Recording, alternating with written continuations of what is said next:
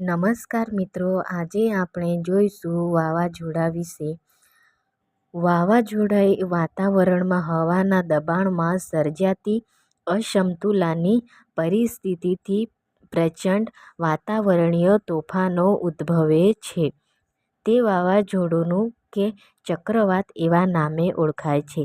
આ તોફાની વાતાવરણીય પવનો જે વિસ્તારોમાં ત્રાટકે છે ત્યાં ભારે તારાજી અને વિનાશ વેરે છે.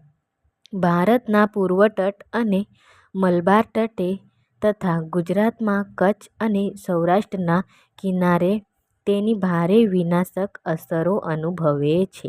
વાવાઝોડા સમયે રાખવાની સાવચેતી. વાવાઝોડા પહેલાં વાવાઝોડાના સંભવિત વિસ્તારની વિગતો ચોકસાઈથી જાણી લે. તંત્રની સૂચના મુજબ સ્થળાંતરિત થઈ જાઓ. દરિયાની નજીક નીચાણવાળા ક્ષેત્રોમાં હોય તો ત્યાંથી દૂર ઊંચાણવાળા વિસ્તારોમાં જતા રહો. ખાવાની વસ્તુઓ, ટોર્ચ, પીવાનું પાણી, કપડાં, રેડિયો, જરૂરી દવાઓ વગેરે તૈયાર કરી લો. વીજળી અને ગેસના જોડાણો બંધ કરી દો. ચોક્કસ જાણકારી માટે રેડિયો સાંભળો.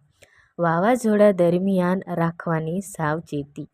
ચેતવણી મળતા બધા બારી બારણાં બંધ કરી દો. જો તમે શાળામાં હો તો વર્ગખંડની બહાર ના નીકળો.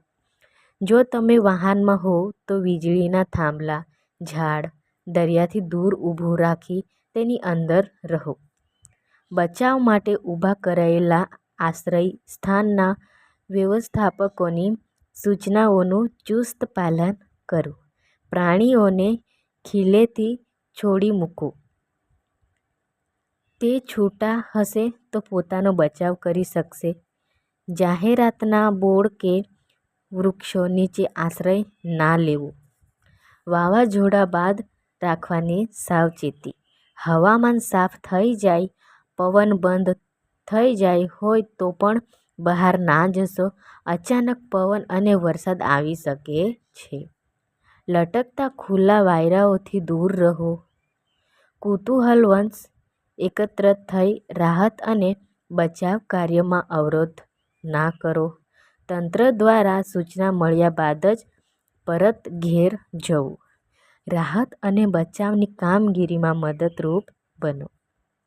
મદદ માંગવા સિવાયના ફોન ન કરવા. બિનજરૂરી ફોન કરવાથી નેટવર્ક ઠપ થતાં રાહત અને બચાવ કામગીરીમાં વિક્ષેપ પડે છે. નવી માહિતી જાણવા માટે ચેનલને લાઈક અને સબસ્ક્રાઈબ કરો. ધન્યવાદ.